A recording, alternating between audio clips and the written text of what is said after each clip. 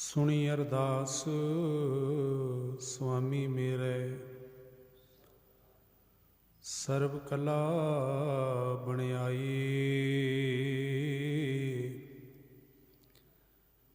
प्रगट भई सगले जुग अंतर, गुरु नानक की वड्याई। प्रगट भई सगले जुग अंतर, गुरु नानक की वड्याई।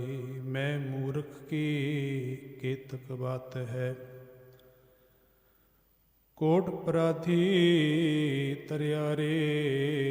गुरु नानक जिन सुनिया पेखिया, से फिर गर्भासना परियारे।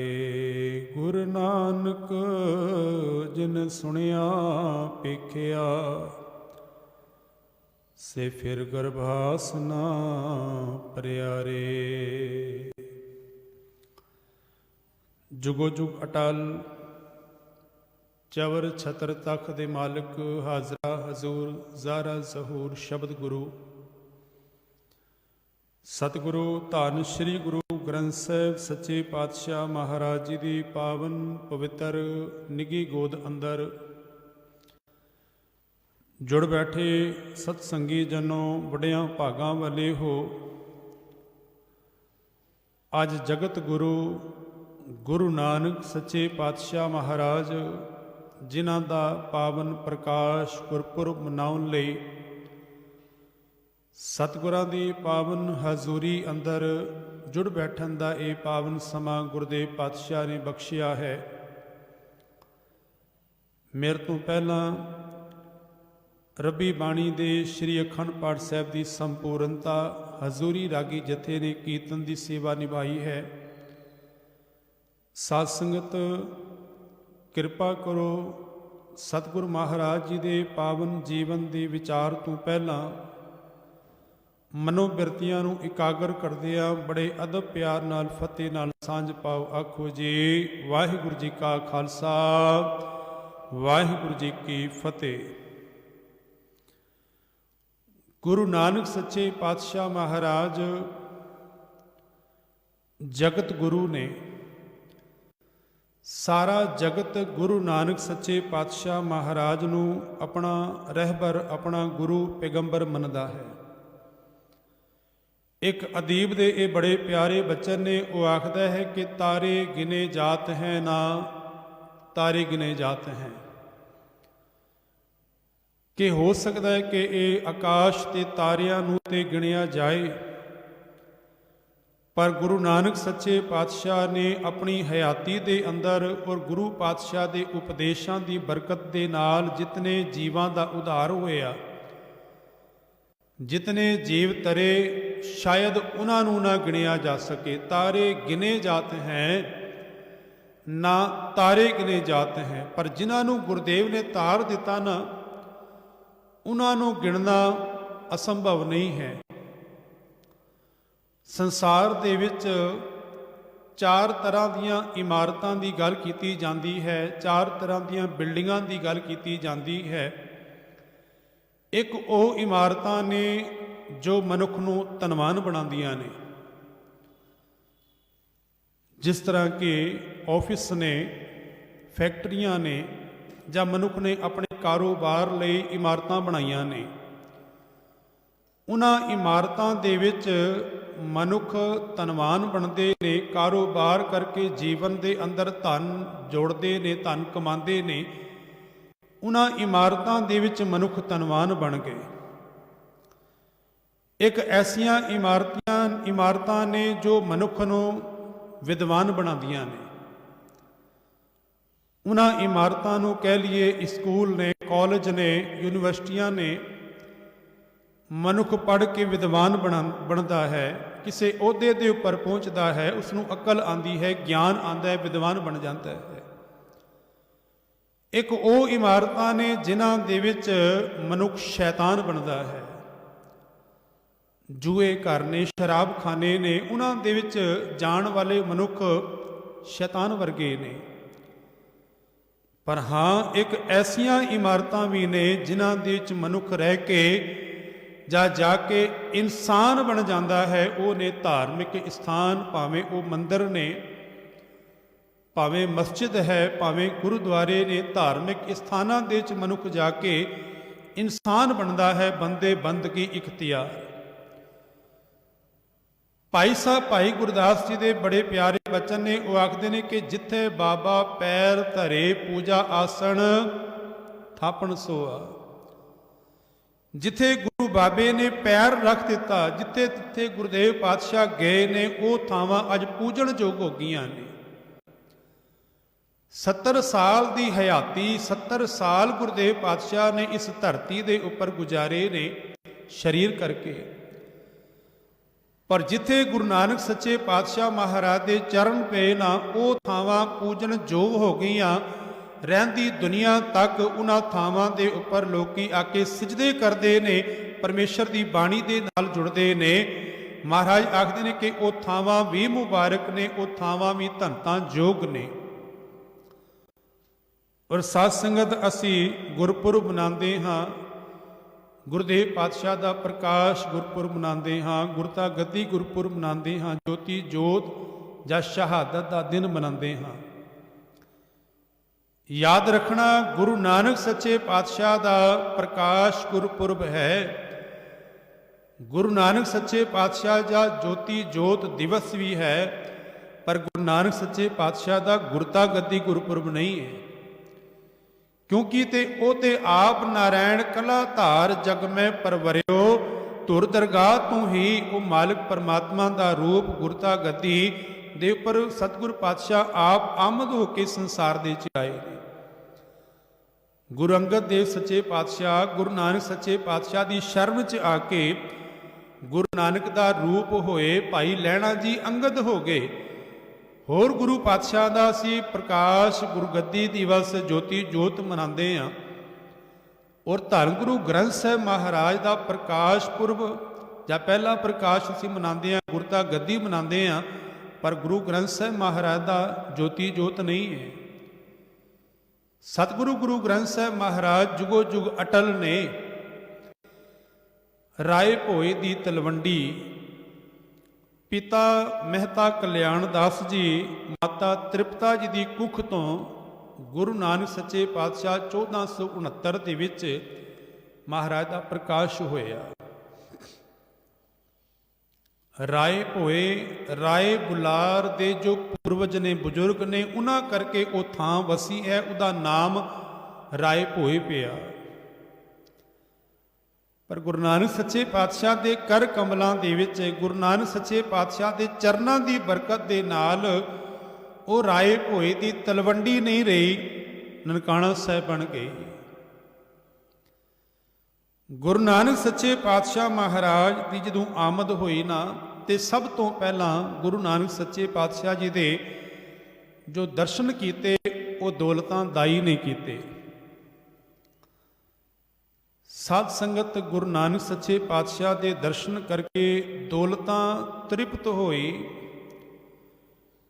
ਤੇ ਕੋਈ ਸਮਾਂ ਸੀ ਜੇ ਦੌਲਤਾਂ ਦਾਈ ਨੇ ਮਹਿਤਾ ਕਲਿਆਣ ਦਾਸ ਜੀ ਨੂੰ ਜਾਂ ਮਹਿਤਾ ਕਾਲੂ ਜੀ ਨੇ ਇਹ ਬਚਨ ਕਹੇ ਸਨ ਕਿ ਮਹਿਤਾ ਤੇਰੇ ਘਰ ਜਦੋਂ ਚਿਰਾਗ ਬੱਚੇ ਨੇ ਜਨਮ ਲੈਣਾ ਨਾ, ਮੈਂ ਮਨ ਮੰਗੀਆਂ ਮੁਰਾਦਾਂ ਤੇਰੇ ਕੋਲ ਲਵਾਂਗੀ। ਗੁਰੂ ਨਾਨਕ ਸੱਚੇ ਪਾਤਸ਼ਾਹ ਦਾ ਪ੍ਰਕਾਸ਼ ਹੋਇਆ। ਪ੍ਰਕਾਸ਼ ਤੋਂ ਬਾਅਦ ਦੌਲਤਾਂ ਦਾਈ ਬਾਹਰ ਆਈ ਨਾ, ਤੇ ਆ ਕੇ ਆਖਣ ਲੱਗੀ, ਇੱਕ ਵਾਰੀ ਕਿਹਾ ਕਿ ਵਧਾਈਆਂ, ਬੱਚੇ ਨੇ ਜਨਮ ਲਿਆ ਹੈ। ਉਸ ਤੋਂ ਬਾਅਦ ਅੱਖਾਂ ਦੇ ਵਿੱਚ ਹੰਝੂ ਆ ਗਏ। ਮਹਿਤਾ ਕਲਿਆਣ ਦਾਸ ਜੀ ਆਖਣ ਲੱਗੇ, ਦੌਲਤਾਂ ਤੇਰੀਆਂ ਅੱਖਾਂ ਦੇ ਵਿੱਚ ਹੰਝੂ ਨੇ, ਕੀ ਕਾਰਨ ਹੈ? ਸੁੱਖ ਹੈ? ਦੌਲਤਾਂ ਨੇ ਗੱਲ ਕੀ ਆਖਣ ਲੱਗੀ, ਮਾਂ ਬਾਪ ਨੇ ਨਾਮ ਰੱਖਿਆ ਸੀ ਦੌਲਤਾਂ, ਪਰ ਦੌਲਤ ਕਦੇ ਵੇਖੀ ਨਹੀਂ। ਉਸ ਦੌਲਤ ਲਈ ਹੀ, ਉਸ ਧਨ ਲਈ ਹੀ ਇਹ ਜਾਪੇ ਦਾ, ਬੱਚਿਆਂ ਦਾ ਜਨਮ ਕਰਵਾਉਣ ਦਾ ਮੈਂ ਸੇਵਾ ਕਰਦੀਆਂ, ਕੰਮ ਕਰਦੀਆਂ। ਪਰ ਅੱਜ ਗੁਰੂ ਨਾਨਕ ਸੱਚੇ ਪਾਤਸ਼ਾਹ ਇਸ ਬਾਲਕ ਨੂੰ ਦੇਖ ਕੇ ਮੈਂ ਤ੍ਰਿਪਤ ਹੋ ਗਈ ਹਾਂ, ਤੇ ਮਾਲਕ ਦੇ ਚਰਨਾਂ ਦੇ ਅਰਦਾਸ ਕੀਤੀ ਕਿ ਦਾਤਿਆ, ਜੇ ਮਾਂ ਬਾਪ ਨੇ ਦੌਲਤਾਂ ਰੱਖਿਆ ਨਾ, ਤੇ ਵਾਕਈ ਅੱਜ ਉਹ ਦੌਲਤ ਮਿਲ ਗਈ ਹੈ। ਜਿਸ ਦੌਲਤ ਲਈ ਮਾਂ ਬਾਪ ਨੇ ਨਾਂ ਰੱਖਿਆ ਸੀ ਦੌਲਤਾਂ। ਪਿਤਾ ਮਹਿਤਾ ਕਲਿਆਣ ਦਾਸ ਦੀ ਥਾਲ ਦੇ ਵਿੱਚ ਕੁਝ ਅਸ਼ਰਫੀਆਂ, ਕੁਝ ਹੋਰ ਕੱਪੜਾ ਰੱਖ ਕੇ ਦੌਲਤਾਂ ਨੂੰ ਦੇਣ ਲੱਗੇ। ਆਖਣ ਲੱਗੀ, ਅੱਜ ਭੁੱਖਾਂ ਮਿਟ ਗਈਆਂ ਨੇ। ਇਸ ਬਾਲਕ ਦੇ ਦਰਸ਼ਨ ਕਰਕੇ ਮੈਂ ਅੰਦਰੋਂ ਤ੍ਰਿਪਤ ਹੋ ਗਈ ਹਾਂ, ਅੰਦਰੋਂ ਰੱਜ ਗਈ ਹਾਂ। ਇਹ ਦੌਲਤਾਂ ਦੇ ਬਚਨ ਸਨ। ਕੁਝ ਸਮਾਂ ਬਤੀਤ ਹੋਇਆ। ਗੁਰੂ ਨਾਨਕ ਸੱਚੇ ਪਾਤਸ਼ਾਹ ਆਪਣੇ ਘਰ ਦੇ ਵਿਹੜੇ ਦੇ ਵਿੱਚ ਮੰਜੇ ਦੇ ਉੱਪਰ ਸੁੱਤੇ ਹੋਏ ਨੇ। ਮਾਂ ਤ੍ਰਿਪਤਾ ਨੇ, ਜੋ ਉੱਥੇ ਦੀ ਦਾਸੀ ਹੈ, ਜਿਹਦਾ ਨਾਮ ਤੁਲਸਾ ਦਾਸੀ ਕਰਕੇ ਲਿਖਿਆ ਹੈ, ਤੁਲਸਾ ਦਾਸੀ ਨੂੰ ਮਾਤਾ ਤ੍ਰਿਪਤਾ ਕਹਿਣ ਲੱਗੇ, ਤੁਲਸਾ ਜਾ ਕੇ ਨਾਨਕ ਨੂੰ ਉਠਾ ਕੇ ਆ। ਦੇਖੋ, ਨਾਮ ਲੈਣ ਮਾਂ ਦਾ ਹੱਕ ਹੈ, ਮਾਂ ਹੱਕ ਦੇ ਨਾਲ ਕਹਿ ਸਕਦੀ ਹੈ। ਮਾਂ ਨੇ ਆਖਿਆ, ਤੁਲਸਾ ਜਾ ਕੇ ਨਾਨਕ ਨੂੰ ਉਠਾ ਕੇ ਆ। ਤੇ ਤੁਲਸਾ ਨੂੰ ਸੋਝੀ ਆਈ। ਹੁਣ ਜਦੋਂ ਜੀ ਅਸੀਂ ਘਰ ਦੇ ਵਿੱਚ ਕਿਸੇ ਨੂੰ ਉਠਾਉਣ ਜਾਈਏ ਨਾ, ਆਪਣੇ ਤੋਂ ਵੱਡਾ ਹੋਏ, ਅਸੀਂ ਪੈਰਾਂ ਵੱਲ ਜਾਂਦੇ ਹਾਂ, ਪੈਰ ਪਕੜ ਕੇ ਉਠਾਉਂਦੇ ਹਾਂ। ਆਪਣੇ ਤੋਂ ਛੋਟਾ ਹੋਏ, ਅਸੀਂ ਸਿਰਹਾਣੇ ਵੱਲ ਜਾ ਕੇ ਹੱਥ ਪਕੜ ਕੇ ਜਾਂ ਮੂੰਹ ਦੇ ਉੱਪਰ ਹੱਥ ਲਗਾ ਕੇ ਕਿਸੇ ਵੀ ਢੰਗ ਦੇ ਨਾਲ ਉਠਾ ਦਿੰਦੇ ਆ। ਤੁਲਸਾ ਉਮਰ ਦੇ ਵਿੱਚ ਵਡੇਰੀ ਹੈ, ਪਰ ਮਾਲਕ ਨੇ ਸੋਝੀ ਦਿੱਤੀ, ਪੈਰਾਂ ਵੱਲ ਗਈ ਤੇ ਕੀ ਦੇਖਦੀ ਹੈ, ਚਾਦਰ ਦੇ ਵਿੱਚੋਂ ਬਾਬੇ ਨਾਨਕ ਦਾ ਅੰਗੂਠਾ ਬਾਹਰ ਨਿਕਲਿਆ ਹੋਇਆ ਹੈ। ਸਤਿਗੁਰੂ ਗੁਰੂ ਨਾਨਕ ਸੱਚੇ ਪਾਤਸ਼ਾਹ ਦਾ ਅੰਗੂਠਾ ਆਪਣੇ ਮਸਤਕ ਦੇ ਉੱਪਰ ਲਾਇਆ। ਤੁਲਸਾ ਜਾਗ ਗਈ। ਕੀ ਦੇਖਦੀ ਹੈ ਕਿ ਬਾਬਾ ਨਾਨਕ ਤੇ ਸੁੱਤਿਆਂ ਹੋਇਆਂ ਵੀ ਲੋਕਾਂ ਦਾ ਉਧਾਰ ਕਰ ਰਹੇ ਨੇ। ਤੇ ਆਖਣ ਲੱਗੀ, ਮਾਂ ਤ੍ਰਿਪਤਾ, ਨਾਨਕ ਤੇ ਇੱਥੇ ਹੈ ਹੀ ਨਹੀਂ। ਮਾਂ ਤ੍ਰਿਪਤਾ ਇਹ ਗੱਲ ਸੁਣ ਕੇ ਬਾਹਰ ਆਈ, ਆਖਣ ਲੱਗੀ, ਤੁਲਸਾ ਤੂੰ ਕਮਲੀ ਹੋ ਗਈ ਏ। ਨਾਨਕ ਤੇ ਸਾਹਮਣੇ ਲੇਟਿਆ ਹੋਇਆ ਹੈ। ਬਾਬਾ ਨਾਨਕ ਵੀ ਉੱਠ ਖੜੇ ਹੋਏ। ਮਹਾਰਾਜ ਆਖਣ ਲੱਗੇ, ਮਾਂ ਤੁਲਸਾ ਕਮਲੀ ਨਹੀਂ, ਇਹ ਸਬਲੀ ਹੋ ਗਈ ਹੈ। ਸੋਝੀ ਆ ਗਈ ਤੁਲਸਾ ਨੂੰ। ਸਤਿਗੁਰੂ ਗੁਰੂ ਨਾਨਕ ਸੱਚੇ ਪਾਤਸ਼ਾਹ ਮਹਾਰਾਜ ਦੇ ਪਰਉਪਕਾਰਾਂ ਨੂੰ ਕੁਝ ਘੰਟਿਆਂ ਦੇ ਵਿੱਚ, ਕੁਝ ਦਿਨਾਂ ਦੇ ਵਿੱਚ ਬਿਆਨ ਨਹੀਂ ਕੀਤਾ ਜਾ ਸਕਦਾ, ਪਰ ਪੰਛੀ ਦੀ ਝਾਤ ਆਪ ਸੰਗਤਾਂ ਨਾਲ ਜ਼ਰੂਰ ਸਾਂਝੀ ਕਰਾਂਗਾ। ਗੁਰੂ ਨਾਨਕ ਸੱਚੇ ਪਾਤਸ਼ਾਹ ਦੀ 7 ਸਾਲ ਦੀ ਉਮਰ ਸੀ ਜਦੋਂ ਗੁਰਦੇਵ ਪਾਤਸ਼ਾਹ ਨੂੰ ਪੜ੍ਹਨ ਵਾਸਤੇ ਪਾਇਆ ਗਿਆ। ਪਰ ਉਹ ਤੇ ਆਪ ਸਤਿਗੁਰੂ ਪਾਤਸ਼ਾਹ ਲੋਕਾਂ ਦਾ ਉਧਾਰ ਕਰਨ ਵਾਲੇ ਸਨ। ਮਹਾਰਾਜ ਨੇ 7 ਤੋਂ ਲੈ ਕੇ 13 ਸਾਲ ਤੱਕ ਇਤਿਹਾਸਕਾਰ ਕਹਿੰਦੇ ਨੇ ਕਿ ਮੌਲਵੀ ਦੇ ਕੋਲ, ਪੰਡਤ ਦੇ ਕੋਲ ਜਾ ਕੇ ਵਿਦਿਆ ਜਿਹੜੀ ਹੈ ਉਹ ਪ੍ਰਾਪਤ ਕੀਤੀ। ਗੁਰੂ ਨਾਨਕ ਸੱਚੇ ਪਾਤਸ਼ਾਹ ਦੀ ਉਮਰ ਅਜੇ 9 ਸਾਲ ਦੀ ਹੈ ਤੇ ਘਰ ਦੇ ਵਿੱਚ ਜਨੇਊ ਦੀ ਰੀਤ ਰੱਖੀ ਗਈ। ਬੜੇ ਧਿਆਨ ਨਾਲ ਸੁਣਨਾ। ਗੁਰੂ ਨਾਨਕ ਸੱਚੇ ਪਾਤਸ਼ਾਹ ਨੂੰ ਇਸ ਸਾਰੀ ਗੱਲ ਦਾ ਪਤਾ ਹੈ, ਪਰ ਬਾਬਾ ਨਾਨਕ ਕੁਝ ਬੋਲੇ ਨਹੀਂ। ਸਾਰੀ ਬਲਾਦਰੀ, ਭਾਈਚਾਰਾ, ਰਿਸ਼ਤੇਦਾਰ ਸਾਰੇ ਇਕੱਠੇ ਹੋ ਗਏ। ਸਾਰਿਆਂ ਦੇ ਖਾਣੇ ਦਾ, ਭੋਜਨ ਦਾ ਪ੍ਰਬੰਧ ਕੀਤਾ ਗਿਆ। ਆਸਾ ਕੀ ਵਾਰ ਦੇ ਅੰਦਰ ਬਚਨ ਆਉਂਦੇ ਨੇ, ਕੋ ਬਕਰਾਰਨ ਖਾਇਆ ਸਭ ਕੋ ਆਖੇ ਪਾਏ। ਸਾਰਾ ਪ੍ਰਬੰਧ ਕੀਤਾ ਗਿਆ। ਤੇ ਜਦੋਂ ਪੰਡਤ ਹਰਦਿਆਲ ਜੀ ਗੁਰੂ ਨਾਨਕ ਸੱਚੇ ਪਾਤਸ਼ਾਹ ਨੂੰ ਜਨੇਊ ਪਾਉਣ ਲੱਗੇ, ਸਾਰੀ ਬਲਾਦਰੀ ਉੱਥੇ ਮੌਜੂਦ ਹੈ। ਬਾਬਾ ਨਾਨਕ ਆਖਣ ਲੱਗੇ, ਪੰਡਤ ਜੀ 1 ਮਿੰਟ ਰੁਕ ਜਾਓ। ਆਖਣ ਲੱਗੇ, ਜੋ ਤੁਸੀਂ ਗੱਲ ਦੇ ਵਿੱਚ ਜਨੇਊ ਪਾਇਆ ਹੋਇਆ ਹੈ ਉਹ ਕੁਝ ਵੱਖਰਾ ਹੈ, ਮੇਰੇ ਗਲੇ 'ਚ ਪਾਉਣ ਵਾਲਾ ਕੁਝ ਵੱਖਰਾ ਨਜ਼ਰ ਆ ਰਿਹਾ ਹੈ। ਪੰਡਤ ਹਰਦਿਆਲ ਜੀ ਕਹਿਣ ਲੱਗੇ, ਨਾਨਕ ਤੇਰੇ ਗਲੇ ਦੇ ਜੋ ਜਨੇਊ ਪਾ ਰਹੇ ਹਨ ਉਹ ਰੂਹ ਦਾ ਹੈ। ਹੁਣ ਦੇਖੋ ਕਮਾਲ ਦੀ ਗੱਲ, ਖੱਤਰੀ, ਬ੍ਰਾਹਮਣ, ਸ਼ੂਦ, ਵੈਸ, ਇਹ 4 ਵਰਨ ਸਨ। ਖੱਤਰੀਆਂ ਦਾ ਜਿਹੜਾ ਸੂਤਰ ਹੈ ਜਾਂ ਉਹਨਾਂ ਦਾ ਜੋ ਪਾਉਣ ਵਾਲਾ ਜਨੇਊ ਉਹ ਵੱਖਰਾ ਹੈ, ਵੈਸ਼ ਦਾ ਵੱਖਰਾ ਹੈ, ਬ੍ਰਾਹਮਣ ਦਾ ਵੱਖਰਾ ਹੈ। ਇੱਥੋਂ ਤੱਕ ਕਿ ਉਮਰ ਵੀ ਨਿਯਤ ਸੀ ਕਿ ਬ੍ਰਾਹਮਣ ਨੂੰ 8 ਸਾਲ ਦੇ ਜਨੇਊ ਪਾਇਆ ਜਾਏਗਾ, ਖੱਤਰੀ ਨੂੰ 9 ਸਾਲ ਦੀ ਉਮਰ ਦੇ ਜਨੇਊ ਪਾਇਆ ਜਾਏਗਾ, ਵੈਸ਼ ਨੂੰ 13 ਸਾਲ ਦੀ ਉਮਰ ਦੇ ਵਿੱਚ ਜਨੇਊ ਪਾਇਆ ਜਾਏਗਾ, ਔਰ ਸ਼ੂਦਰ ਨੂੰ ਔਰ ਇਸਤਰੀ ਨੂੰ ਜਨੇਊ ਪਾਉਣ ਦਾ ਹੱਕ ਨਹੀਂ ਹੈ। ਬ੍ਰਾਹਮਣ ਨੂੰ ਜੋ ਸੂਤਰ ਪਏਗਾ ਉਹ ਸੂਤ ਦਾ ਹੋਏਗਾ, ਜੋ ਖੱਤਰੀ ਨੂੰ ਪਏਗਾ ਉਹ ਰੂਹ ਦਾ ਹੋਏਗਾ, ਔਰ ਜੋ ਵੈਸ਼ ਨੂੰ ਪਏਗਾ ਉਹ ਸਣ ਦਾ ਪਏਗਾ। ਆਖਣ ਲੱਗੇ, ਤੁਹਾਡੇ ਵਾਸਤੇ ਰੂਹ ਦਾ ਜਨੇਊ ਜਿਹੜਾ ਹੈ ਉਹ ਤਿਆਰ ਕੀਤਾ ਹੋਇਆ ਹੈ। ਬਾਬੇ ਨਾਨਕ ਦਾ ਅਗਲਾ ਸਵਾਲ ਸੀ ਕਿ ਪੰਡਤ ਜੀ ਮੇਰੇ ਤੋਂ ਵੱਡੀ ਬੇਬੇ ਨਾਨਕੀ ਹੈ, ਮੇਰੀ ਭੈਣ ਬੇਬੇ ਨਾਨਕੀ ਮੇਰੇ ਤੋਂ 5 ਸਾਲ ਵੱਡੀ ਹੈ, ਮੈਂ ਉਹਦੇ ਗਲੇ ਦੇ ਵਿੱਚ ਨਹੀਂ ਦੇਖਿਆ, ਮੈਂ ਆਪਣੀ ਮਾਂ ਦੀ ਗੱਲ ਦੇ ਵਿੱਚ ਵੀ ਜਨੇਊ ਨਹੀਂ ਦੇਖਿਆ। ਤੇ ਪੰਡਤ ਆਖਣ ਲੱਗੇ ਉਹਨਾਂ ਨੂੰ ਹੱਕ ਨਹੀਂ ਹੈ। ਉਹ ਆਖਣ ਲੱਗੇ ਇਸ ਨਾਲ ਕੀ ਹੋਏਗਾ, ਇਸ ਦੇ ਧਰਮ ਦੇ ਤੁਸੀਂ ਪ੍ਰਵੇਸ਼ ਕਰ ਜਾਓਗੇ, ਤੁਸੀਂ ਧਰਮੀ ਹੋ ਜਾਓਗੇ। ਤੇ ਆਖਣ ਲੱਗੇ ਮੇਰੀ ਭੈਣ ਨੂੰ ਮੇਰੀ ਮਾਂ ਨੂੰ ਧਰਮ ਦੇ ਪ੍ਰਵੇਸ਼ ਕਰਨ ਦੀ ਇਜਾਜ਼ਤ ਨਹੀਂ ਹੈ। ਪੰਡਤ ਕੋਲ ਕੋਈ ਸਵਾਲ ਦਾ ਜਵਾਬ ਨਹੀਂ ਸੀ। ਮਹਾਰਾਜ ਨੇ ਅੱਗੇ ਰਹਿਮਤ ਕੀਤੀ। ਆਸਾ ਕੀ ਵਾਰ ਦੇ ਅੰਦਰ ਆਪ ਜੀ ਇਹ ਬਚਨ ਪੜ੍ਹਦੇ ਹੋ, ਦਇਆ ਕਪਾ ਸੰਤੋਖ ਸੂਤ ਜਤ ਗੰਢੀ ਸਤ ਵਟ। ਮਹਾਰਾਜ ਆਖਣ ਕਿ ਦਇਆ ਰੂਪੀ ਕਪਾਹ ਹੋਵੇ, ਰੂਹ ਹੋਏ, ਜੇ ਇਹਨਾਂ ਦੇ ਨਾਲ ਇਹ ਗੁਣ ਨਹੀਂ ਆਏ ਤੇ ਪਾਤਸ਼ਾਹ ਆਖਣ ਲੱਗੇ ਬਾਹਰ ਤੋਂ ਪਾਏ ਹੋਏ ਚਿੰਨ੍ਹ ਜਿਹੜੇ ਨੇ ਇਹ ਕਿਸੇ ਅਰਥ ਨਹੀਂ ਨੇ। ਕਿਸੇ ਵੀ ਧਰਮ ਦੇ ਵਿੱਚ ਕੇਵਲ ਇੱਕ ਧਰਮ ਦੀ ਗੱਲ ਨਹੀਂ ਹੈ, ਕਿਸੇ ਵੀ ਧਰਮ ਦੇ ਵਿੱਚ ਜੇ ਬਾਹਰ ਦੇ ਚਿੰਨ੍ਹ ਮੌਜੂਦ ਹੋਣ ਪਰ ਅੰਦਰ ਧਰਮ ਨਾ ਹੋਏ, ਮੈਨੂੰ ਕਹਿਣ ਦੇਣਾ ਉਹ ਕਿਸੇ ਕੰਮ ਦੇ ਨਹੀਂ ਨੇ। ਮਹਾਰਾਜ ਆਖਣ ਲੱਗੇ ਦਇਆ ਰੂਪੀ ਕਪਾਹ ਹੋਵੇ, ਸੰਤੋਖ ਰੂਪੀ ਸੂਤਰ ਹੋਵੇ। ਸੰਤੋਖ ਤੋਂ ਭਾਵ ਸਬਰ, ਜੋ ਮਿਲ ਗਿਆ ਮਾਲਕ ਦੇ ਹੁਕਮ ਦੇ ਵਿੱਚ ਰੱਬ ਦਾ ਸ਼ੁਕਰਾਨਾ ਹੈ। ਜਤ ਗੰਢੀ ਸਤ ਵਟ, ਜਤ ਔਰ ਸਤ ਦੀਆਂ ਭਾਵ ਕਿ ਉੱਚੇ ਕਿਰਦਾਰ ਦੇ ਵਟ ਲੱਗੇ ਹੋਣ। ਇਹ ਜਨੇਊ ਜੀ ਕਾ ਪੰਡਿਤ ਜੀ, ਇਹ ਜਿੰਦ ਦਾ ਜਨੇਊ ਹੈ ਹੀ, ਜੇ ਹੈ ਤੇ ਫਿਰ ਪਾ ਦਿਓ, ਹੈ ਹੀ ਤਾਂ ਭਾਂਡੇ ਘੱਤ। ਪੰਡਤ ਹਰਦਿਆਲ ਜੀ ਨੇ ਗੁਰੂ ਨਾਨਕ ਸੱਚੇ ਪਾਤਸ਼ਾਹ ਦੇ ਚਰਨਾਂ ਦੇ ਨਮਸਕਾਰ ਕੀਤੀ। ਹੁਣ ਦੇਖੋ ਇੱਥੇ ਗੁਰੂ ਨਾਨਕ ਸੱਚੇ ਪਾਤਸ਼ਾਹ ਦੀ ਦਲੇਰੀ ਵੀ ਬਹੁਤ ਵੱਡੀ ਹੈ। ਅਸੀਂ ਸਾਰੇ ਗ੍ਰਸਤੀ ਹਾਂ, ਅਸੀਂ ਆਖਦੇ ਹਾਂ ਜੋ ਸਾਨੂੰ ਪਤਾ ਹੈ ਉਹ ਕਿਸੇ ਨੂੰ ਨਹੀਂ ਪਤਾ। ਔਰ ਪਰਿਵਾਰ ਦੇ ਵਿੱਚ ਇੱਕ ਛੋਟਾ ਜਿਹਾ 9 ਸਾਲ ਦਾ ਬੱਚਾ ਉੱਠ ਕੇ ਸਵਾਲ ਕਰਦੇ, ਅਸੀਂ ਕਹਿੰਦੇ ਹਾਂ ਚੁੱਪ ਕਰਕੇ ਬਹਿ ਜਾ, ਜੋ ਹੋ ਰਿਹਾ ਉਸ ਨੂੰ ਨਿਭਾਈ ਜਾ। ਪਰ ਗੁਰੂ ਨਾਨਕ ਸੱਚੇ ਪਾਤਸ਼ਾਹ ਨੇ ਉੱਤੇ ਬਲਾਦਰੀ ਭਾਈਚਾਰੇ ਰਿਸ਼ਤੇਦਾਰਾਂ ਦੇ ਵਿੱਚ ਜੋ ਸੈਂਕੜਿਆਂ ਦੀ ਤਾਦਾਦ ਦੇ ਉੱਤੇ ਨੇ, ਮਹਾਰਾਜ ਨੇ ਪੰਡਤ ਹਰਦਿਆਲ ਜੀ ਨੂੰ ਸੱਚ ਦਾ ਸੁਨੇਹਾ ਦਿੱਤਾ।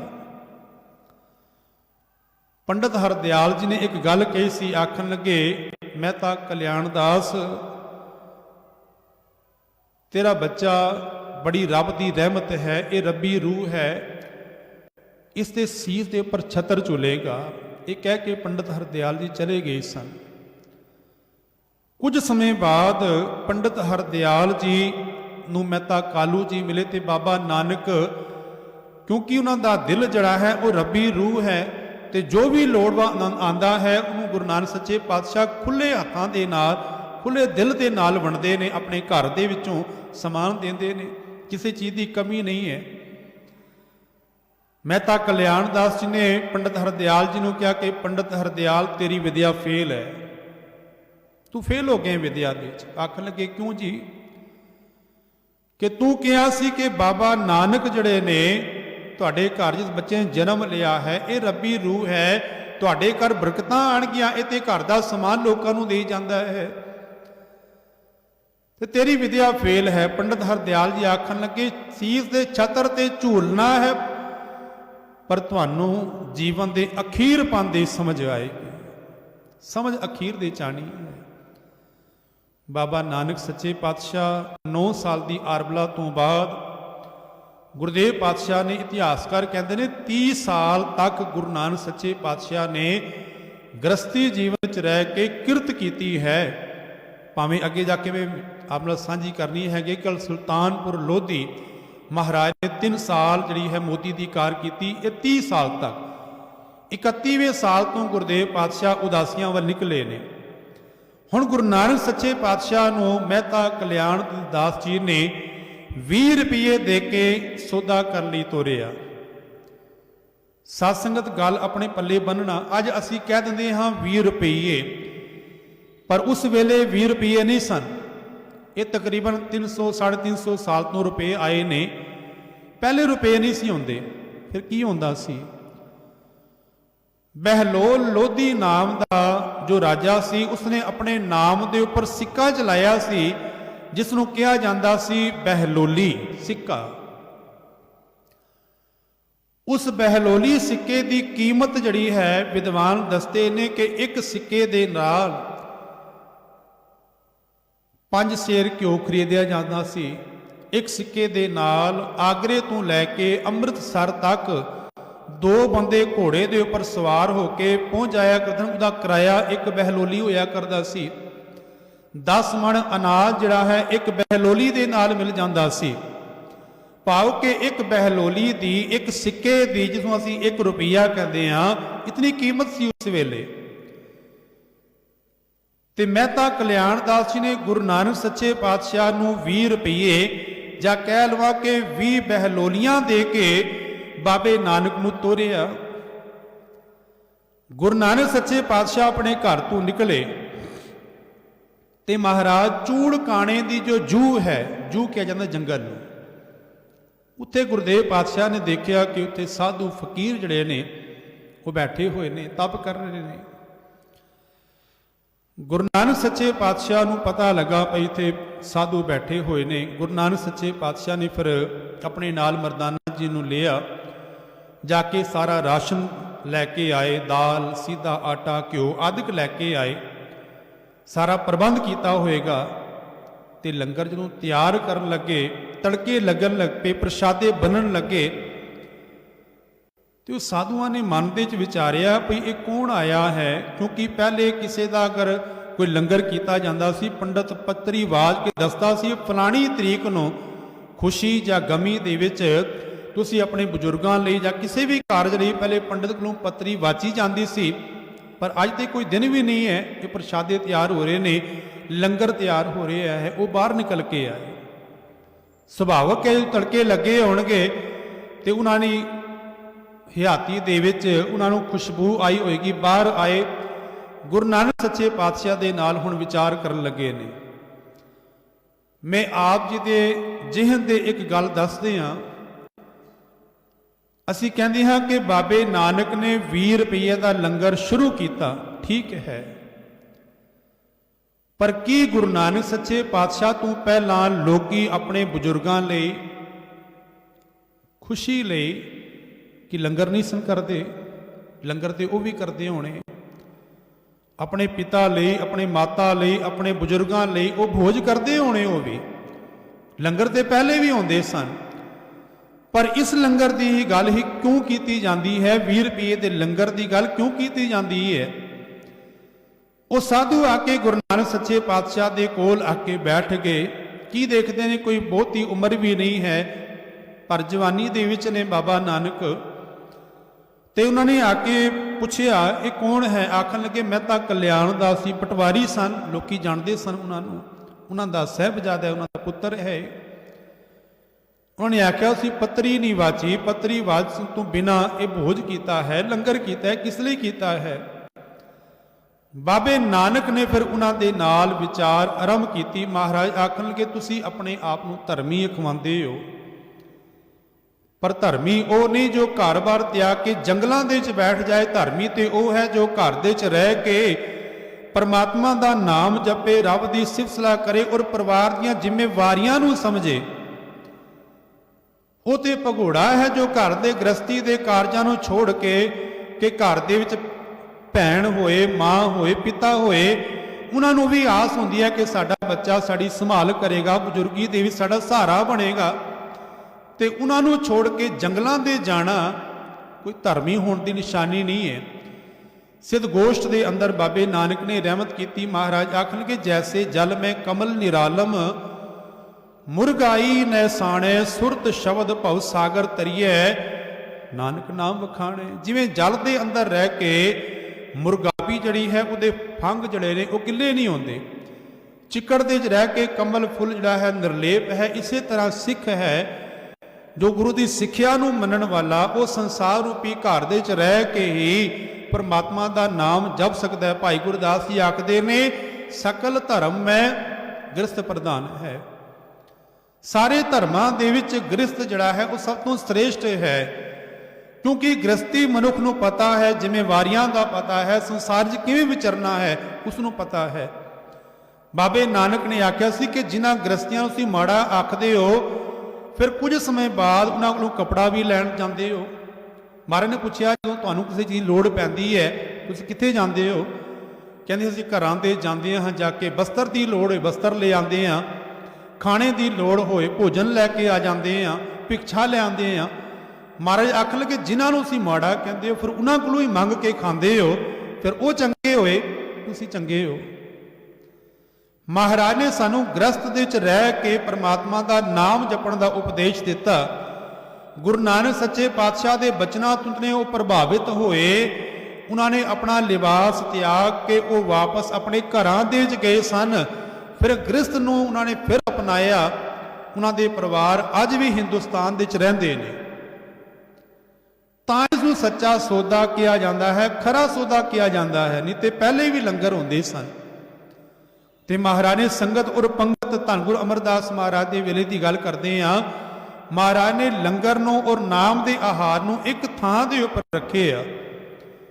गुरु नानक सच्चे पातशाह ने इस सच का सौदा किया, लोगों नूं सच्चे नाम दे नाल जोड़े आ। सतगुरु पातशाह महाराज उन्हां दे जीजा जी भाईया जय राम जी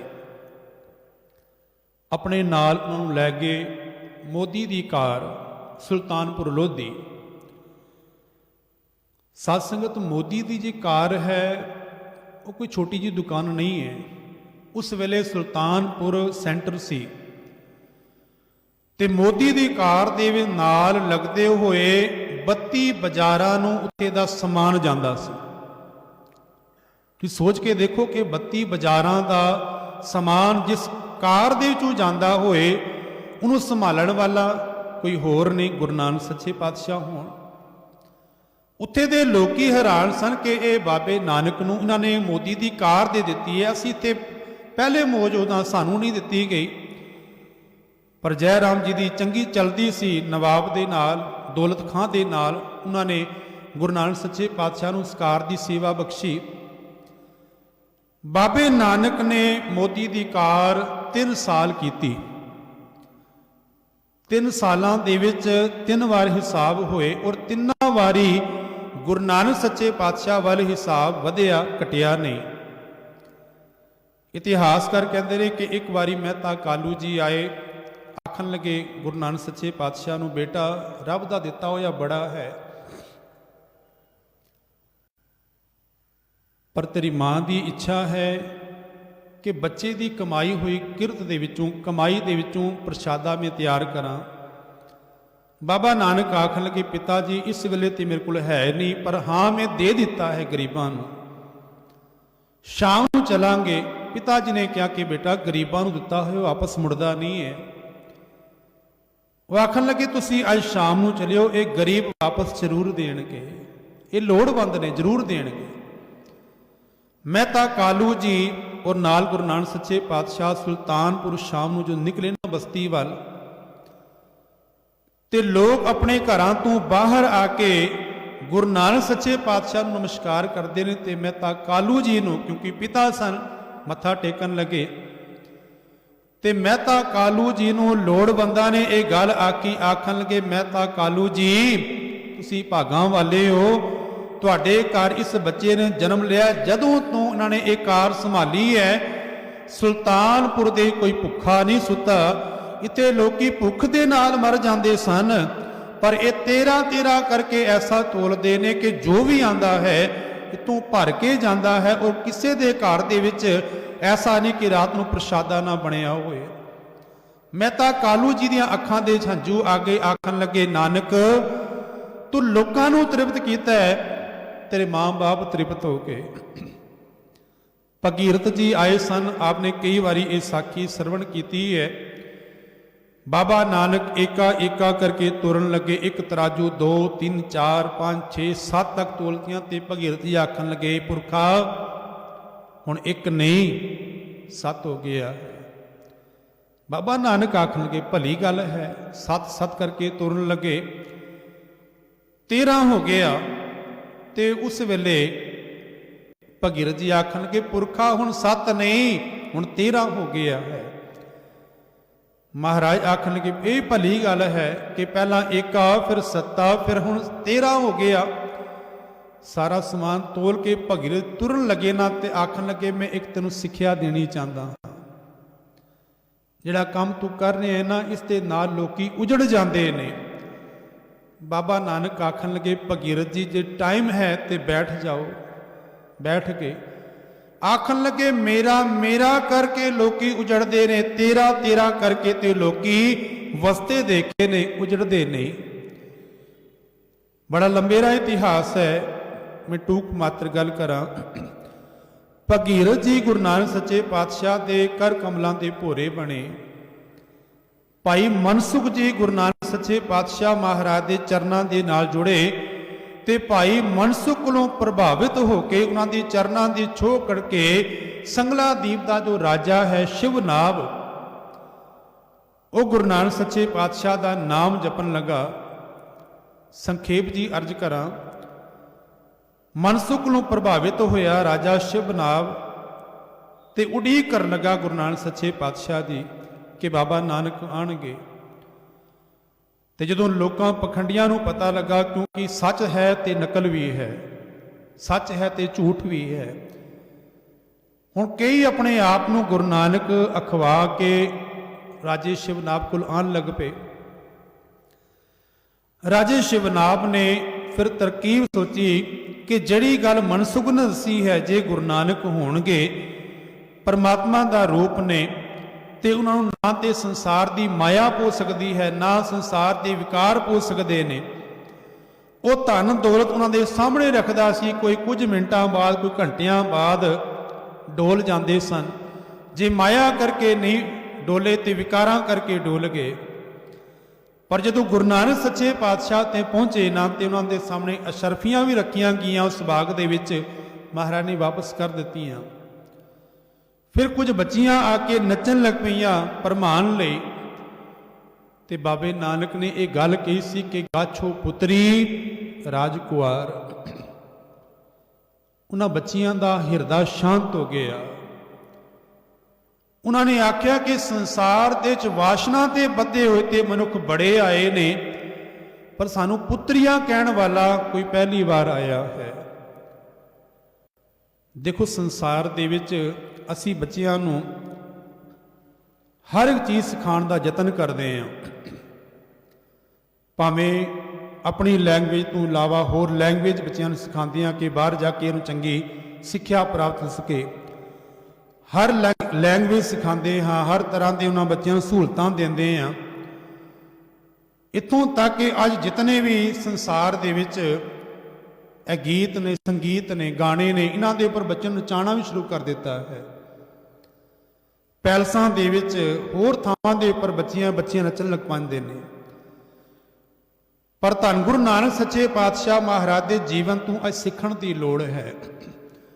ਮਹਾਰਾਜ ਨੇ ਇਹ ਗੱਲ ਕਹੀ ਸੀ ਕਿ ਬੱਚੀਆਂ ਬਾਪ ਦੇ ਅੱਗੇ ਨੱਚਦੀਆਂ ਚੰਗੀਆਂ ਨਹੀਂ ਲੱਗਦੀਆਂ। ਗਾਛੋ ਪੁੱਤਰੀ ਰਾਜਕੁਆਰ, ਉਹਨਾਂ ਨੂੰ ਰਾਜਕੁਮਾਰੀਆਂ ਕਰਕੇ ਮਹਾਰਾਜ ਨੇ ਨਿਵਾਜਿਆ ਕਿ ਬਾਪ ਦੇ ਅੱਗੇ ਬੱਚੀਆਂ ਨੱਚੀਆਂ ਚੰਗਦੀਆਂ ਨਹੀਂ ਲੱਗਦੀਆਂ। ਤੇ ਉਹ ਬੱਚੀਆਂ ਫਿਰ ਰਾਜੇ ਸ਼ਿਵਨਾਭ ਕੋਲ ਗਈਆਂ, ਆਖਣ ਲੱਗੀ, ਜਿਸ ਗੁਰੂ ਦੀ ਭਾਲ ਦੇ ਵਿੱਚ ਹੈ ਨਾ, ਅੱਜ ਉਹ ਗੁਰੂ ਆ ਗਿਆ। ਗੁਰੂ ਨਾਨਕ ਸੱਚੇ ਪਾਤਸ਼ਾਹ ਦੇ ਚਰਨਾਂ ਦੇ ਜੁੜੇ ਨੇ। ਉਹ ਆਖਣ ਲੱਗੇ, ਸਤਿਗੁਰੂ ਪਾਤਸ਼ਾਹ, ਮੈਂ ਕੁਝ ਭੇਟਾ ਕਰਨਾ ਚਾਹੁੰਦਾ ਹਾਂ। ਤੇ ਮਹਾਰਾਜ ਸੱਚੇ ਪਾਤਸ਼ਾਹ ਨੇ ਗੱਲ ਕੀਤੀ, ਆਖਣ ਲੱਗੇ, ਤੂੰ ਕੀ ਭੇਟਾ? ਆਖਣ ਲੱਗਾ, ਧਨ ਦੌਲ ਭੇਟਾ ਕਰ ਦੇਵਾਂ। ਮਹਾਰਾਜ ਆਖਣ ਲੱਗੇ, ਉਹ ਤੇ ਤੇਰਾ ਹੈ ਹੀ ਨਹੀਂ, ਇਹ ਰਾਜ ਭਾਗ ਮੈਂ ਦੇ ਦਿਆਂ। ਗੁਰਦੇਵ ਪਾਤਸ਼ਾਹ ਆਖਣ ਲੱਗੇ, ਉਹ ਵੀ ਤੇਰਾ ਨਹੀਂ, ਤੇਰੇ ਬਾਪ ਤੇਰੇ ਦਾਦਾ ਉਸ ਰਾਜ ਭਾਗ ਦੇ ਮਾਲਕ ਉਹ ਨਹੀਂ ਬਣੇ। ਉਹ ਆਖਣ ਲੱਗਾ, ਮੈਂ ਆਪਣਾ ਸਰੀਰ ਭੇਟਾ ਕਰ ਦਿਆਂਗਾ ਸਤਿਗੁਰੂ ਪਾਤਸ਼ਾਹ। ਮਹਾਰਾਜ ਆਖਣ ਲੱਗੇ, ਇਹ ਵੀ ਤੇਰਾ ਨਹੀਂ। ਫਿਰ ਆਖਣ ਲੱਗਾ, ਗੁਰਦੇਵ ਪਾਤਸ਼ਾਹ, ਮੈਂ ਆਪਣਾ ਮਨ ਭੇਟਾ ਕਰਦੇ ਆ। ਮਹਾਰਾਜ ਆਖਣ ਲੱਗੇ, ਤੇਰਾ ਮਨ ਵੀ ਤੇਰਾ ਆਪਣਾ ਨਹੀਂ ਹੈ। ਸਤਿਗੁਰੂ ਮਹਾਰਾਜ ਦੇ ਚਰਨਾਂ ਦੇ ਜੁੜ ਕੇ ਆਖਣ ਲੱਗਾ, ਗੁਰਦੇਵ ਪਾਤਸ਼ਾਹ, ਫਿਰ ਕੀ ਭੇਟਾ ਕਰਾਂ? ਮਹਾਰਾਜ ਆਖਣ ਲੱਗੇ ਕਿ ਹਉਮੈ ਰੋਗ ਮਾਨੁਖ ਕੋ ਦੀਨਾ। ਹਉਮੈ ਦਾ ਰੋਗ ਜਿਹੜਾ ਹੈ ਹਰ ਇੱਕ ਮਨੁੱਖ ਦੇ ਵਿੱਚ ਹੈ। ਤੂੰ ਆਪਣੇ ਹਉਮੈ ਨੂੰ ਤਿਆਗ ਕੇ ਆਪਣਾ ਆਪ ਸਮਰਪਣ ਕਰ ਦੇ, ਉਹੀ ਤੇਰੇ ਕੋਲ ਆਪਣਾ ਹੈ। ਜਿਸਨੂੰ ਕਬੀਰ ਸਾਹਿਬ ਨੇ ਆਖਿਆ ਕਿ ਮੇਰਾ ਮੁਝ ਮੈਂ ਕਿਛ ਨਹੀਂ, ਜੋ ਕਿਛ ਹੈ ਸੋ ਤੇਰਾ। ਦਾਤਾ ਦਿੱਤਾ ਹੋਇਆ ਸਾਰਾ ਕੁਝ ਤੇਰਾ ਹੈ, ਮੇਰਾ ਤੇ ਆਪਣਾ ਕੁਝ ਹੈ ਹੀ ਨਹੀਂ। ਰਾਜਾ ਸ਼ਿਵਨਾਭ ਗੁਰੂ ਨਾਨਕ ਸੱਚੇ ਪਾਤਸ਼ਾਹ ਦੇ ਚਰਨਾਂ ਦਾ ਭੋਰਾ ਬਣਿਆ। गुरु नानक सच्चे पातशाह महाराज सुल्तानपुर ने ते गुरुदेव पातशाह वेई नदी तो जो बाहर आए तो गुरुदेव सच्चे पातशाह ने इत्थे दो जड़े ने उपदेश इस खलकत नूं दिते। पहला तो गुरुदेव पातशाह ने एक ओंकार सतनाम करता पुरख निरभो निर्वैर अकाल मूरत अजूनी सहभंग गुर प्रसाद, ये सतगुरु पातशाह ने मूल मंत्र जड़ा है पहली बार उच्चारण किया। दूसरा पातशाह ने यह वचन किया सी कि ना हम हिंदू ना मुसलमान। गुरुदेव पातशाह ने आख्या कि ना असी हिंदू ना मुसलमान, क्योंकि इस धर्म के विच धर्म के सारे मुबारक ने, पर धर्म के जो आगू ने इन्हां ने इस धर्म नूं निवाण दे च लैके आ दिता। बाबे नानक दे ये बचन ने वो आखदे कि काती कूड़ बोल मल खाए बामण नावे जियां काए जोगी जुगत न जाने अंध तीने उजाड़े का बंद। सतगुरु महाराज आखर कि कादी जो ने भाव के काजी जो ने वो झूठ बोल के रिश्वत लैके पातशाह आखर कि अपने धर्म दे विच लोकां नाल ठगी कर रहा है। कादी कूड़ बोल मल खाए। भाई गुरदास जी का बचन अपना साझा करा, वो आखन कि काजी होए रिश्वती वड्डी लैके हक गवाए। काजी रिश्वती हो गए क्योंकि राजे बादशाह ने अपने अगे काजी रखे हुए सन लोगों के फैसले करने लई। भाई गुरदास जी आखते हैं कि एक बार एक तेली और दूसरा धोबी उन्होंने किसी गल के उपर लड़ाई हुई। वो काजी दे कोल पहुंच गए। काजी दे कोल पहुंच के आखन लगे भी साडा फैसला कराओ। काजी ने कहा भी कल तुहाडा फैसला किया जाएगा, कल दे दिन तुसी आ जाना। ते काजी दे कोल जो धोबी सी उसने अपनी पगड़ी जड़ी है जाके दे दी। आखन लगा कि मेरा ध्यान रखना जी, वधिया पगड़ी सी वधिया कपड़ा सी, जाके उसने काजी नूं दे दिता। तेरी नूं पता लग गया भी ये काजी नूं पगड़ी दे के आया है, ते तेली ने अपना बल्द जड़ा है वो जाके काजी नूं दे दिता। हुण दूसरे दिन जदों फैसला होना है ते काजी नूं जदों बल्द मिलिया है, भारी चीज़ मिली है, उसे दे पक्ष दे फैसला सुनाना है। काजी ने आख्या भाई तेली ठीक है। ते जिहड़ा धोबी सी वो अपनी पग वाल इशारा करके आखन लगा काजी जी मेरी पगड़ी वाल ध्यान करो, मेरी पगड़ी वाल ध्यान करो। ते काजी आखन लगा तेरी पगड़ी ते तेली दा बल्द कल ही खा गया। पाओ के रिश्वत इतनी वध गई सी। महाराज आखदे कि कादी कूड़ बोल मल खाए बामण नावे जियां काए। ब्राह्मण जिहड़ा है वो जीवां दा घाण करदा है, जमदियां होयां दे भी, और जदों संसार दे विचर रहे ने उन्हां कोलों ठग ठग के खांदा है। मरण तो बाद भी उन्हां दे पूर्वजां दे नाम दे उपर बजुर्गां दे नाम दे उपर ब्राह्मण जिहड़ा है लोकां नूं ठगदा है। ते जोगी जुगत ना जाणे बंद। इन्हां दोवां दे चों जोगी जो सन सियाणे सन, पर उन्होंने की किया घर बार त्याग के जंगलों दे विच पहाड़ां दीयां कंदरां दे जाके बैठ गए। याद रखना गुरु नानक सच्चे पातशाह ने जे ब्राह्मणों के नाल विचार की, इको विचार दे नाल उन्हां नूं समझा दिता। मुसलमानां दे नाल विचार की वो भी समझ गए, पर गुरु नानक सच्चे पातशाह ने जोगियां दे नाल 3 वार जिहड़ी है विचारां कीतियां। महाराज सुमेर पर्वत पर गए, जाके जोगियां दे नाल विचार होए सिद्धां दे नाल। गुरुदेव पातशाह नानक मते जिन्हों पहले गोरख मता किया जाता सी, गोरख मते गए, उन्हां दे नाल विचार होए। तीसरी बार गुरु नानक सच्चे पातशाह अचल बटाले गए, जोगियां दे नाल विचार होए। कश्मीर की धरती पर गुरु नानक सच्चे पातशाह ने ब्रह्मदास के नाल विचारां कीतियां। ते 1-2 दिन ही 13 दिन लगातार विचारां होंदियां रहियां। ते फिर ब्रह्मदास ने गुरु नानक सच्चे पातशाह के चरणों दे मत्था टेक दिता। जोगियां नूं समझाउण लई गुरुदेव पातशाह नूं बड़ी मशक्कत करनी पे।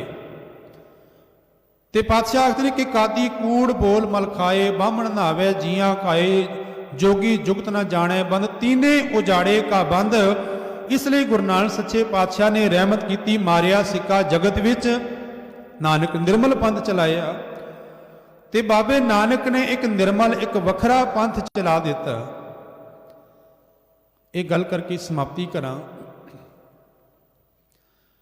ਗੁਰੂ ਨਾਨਕ ਸੱਚੇ ਪਾਤਸ਼ਾਹ ਮਹਾਰਾਜ ਜਦੋਂ ਪਟਨੇ ਦੀ ਧਰਤੀ ਪਰ ਗਏ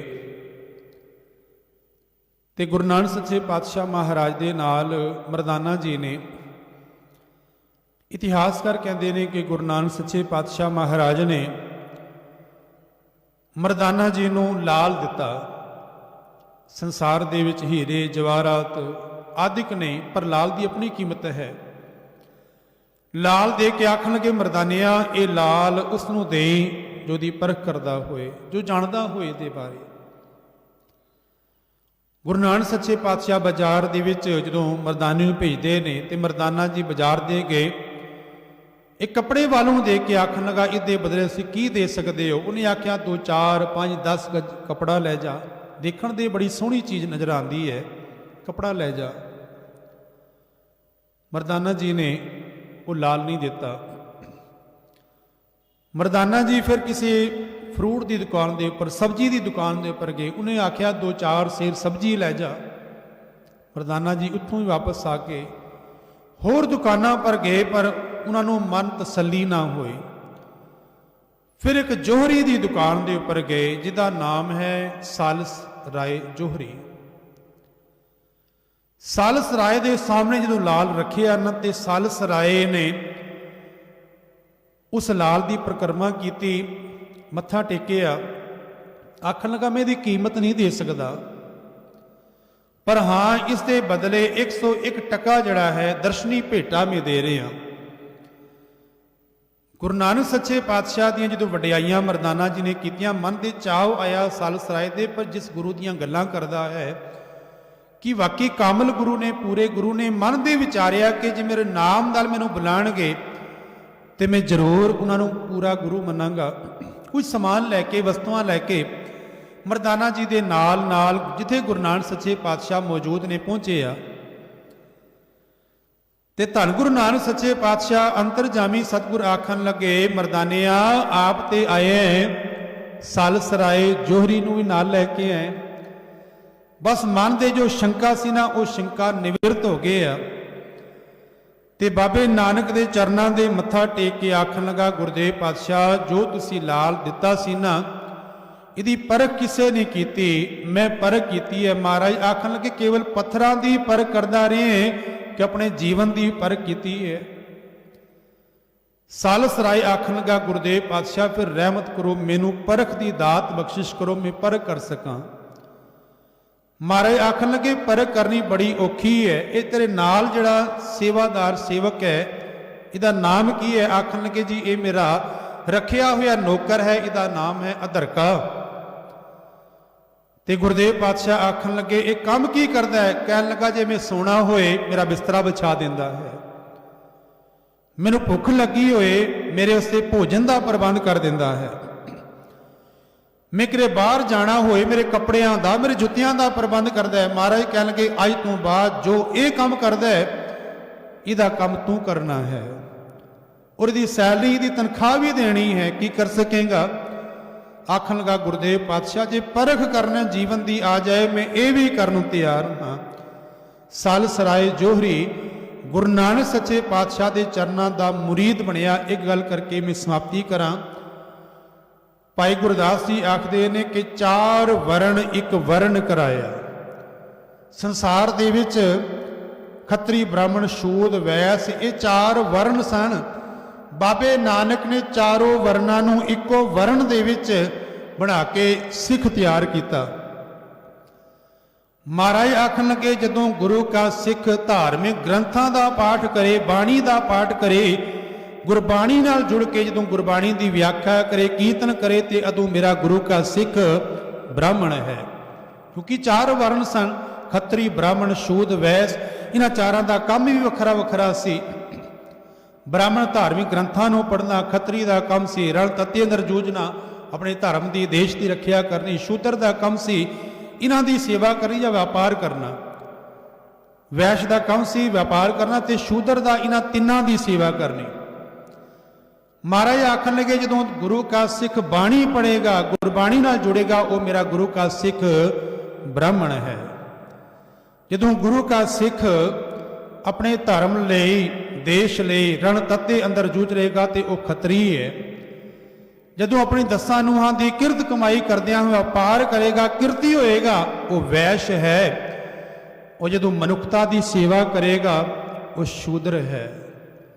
ਦੇਖੋ ਨਾ, ਧਾਰਮਿਕ ਸਥਾਨਾਂ ਦੇ ਵਿੱਚ, ਹਰ ਇੱਕ ਗੁਰੂ ਘਰਾਂ ਦੇ ਵਿੱਚ ਮਾਲਕ ਨੇ ਬੜੀਆਂ ਬਰਕਤਾਂ ਸਿੱਖਾਂ ਦੇ ਉੱਪਰ ਕੀਤੀਆਂ ਹੋਈਆਂ ਨੇ, ਪਰ ਗੁਰੂ ਕੀਆਂ ਸੰਗਤਾਂ ਦੇ ਜੋੜੇ ਵੀ ਸਾਫ਼ ਕਰਦੇ ਨੇ, ਲੰਗਰ ਦੀ ਸੇਵਾ ਕਰਦੇ ਨੇ। ਇਹ ਗੁਰਦੇਵ ਪਾਤਸ਼ਾਹ ਨੇ ਸਿੱਖਾਂ ਦੇ ਅੰਦਰ ਉਹ ਗੁਣ ਵਸਾਏ ਨੇ ਕਿ 4 ਵਰਣ ਇੱਕ ਵਰਣ ਕਰਾਇਆ। ਸਤਿਗੁਰ ਕਿਰਪਾ ਕਰਨ। ਸਮੇਂ ਦੀ ਸਮਾਪਤੀ ਹੈ। ਸਾਧ ਸੰਗਤ, ਸਤਿਗੁਰੂ ਗੁਰੂ ਨਾਨਕ ਸੱਚੇ ਪਾਤਸ਼ਾਹ ਮਹਾਰਾਜ ਜੀ ਦੇ ਪਾਵਨ ਪ੍ਰਕਾਸ਼ ਗੁਰਪੁਰਬ ਦੀਆਂ ਆਪ ਸੰਗਤਾਂ ਨੂੰ ਲੱਖ ਲੱਖ ਵਧਾਈਆਂ। ਬੋਲਦਿਆਂ ਬੇਅੰਤ ਭੁੱਲਾਂ। ਗੁਰੂ ਸਮਰੱਥ ਹੈ, ਸੰਗਤ ਬਖਸ਼ਣ ਜੋਗ ਹੈ, ਬਖਸ਼ ਦੇਣਾ ਆਖੋ ਪਿਆਰ ਨਾਲ ਜੀ। ਵਾਹਿਗੁਰੂ ਜੀ ਕਾ ਖਾਲਸਾ, ਵਾਹਿਗੁਰੂ ਜੀ ਕੀ ਫਤਿਹ।